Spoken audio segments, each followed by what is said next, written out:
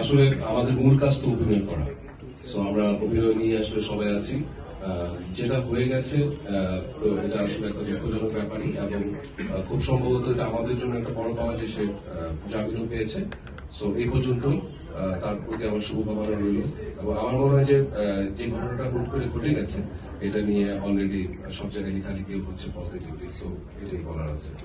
ইমন ভাই, ঈদে তো বেশ কিছু সিনেমা হতে পারছে, আপনার কোন কাজটা ঈদে আসছে?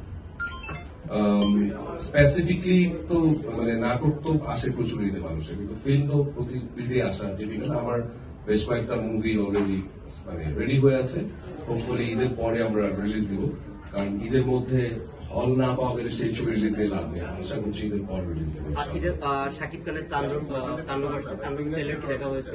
হ্যাঁ দেখেছি, কেমন লেগেছে? খুব সুন্দর, বিউটিফুল। Any more question? আমি দিয়ে দিই তাহলে দেখি। দিঘি আপুর কাছে